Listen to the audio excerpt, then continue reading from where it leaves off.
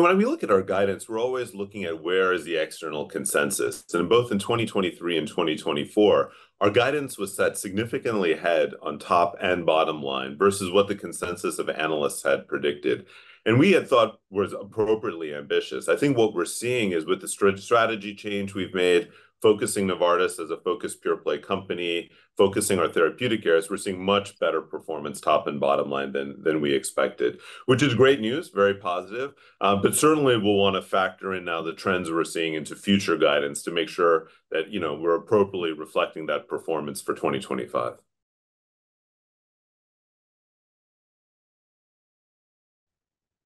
Well, first, I'd say it took a bit longer than we had hoped, I think, initially to get all of the changes made. But I think now that we are a focused pure play and we see the very strong performance, I think it has played out as we originally hoped. When you take Novartis's market capitalization as of 2018, it was around 200 billion.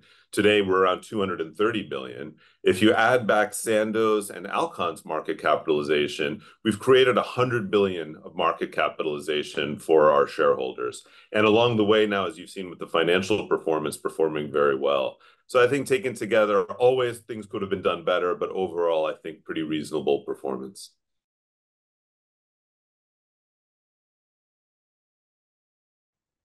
So we don't give specific guidance on the number of sales that are at stake. But when you look at the three patents we have going off in 2025, we think all of this is manageable. While many companies have a sales decline, we would predict we continue to have sales growth and profit growth in 2025, in spite of having three major medicines lose their patents in the course of the year.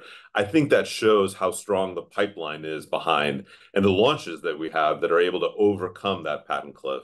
So I think taken together, we feel like it's a pretty appropriate, balanced picture for 2025.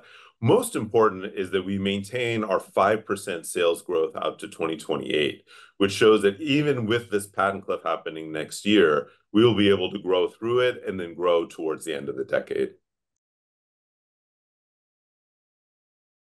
When we think about the US election, we want to be able to partner with regardless of who wins. So I think what's going to be most important for us is how is the Congress set up with in terms of who is the leadership in the Senate and the House. We have a number of important legislative priorities as a company and as an industry.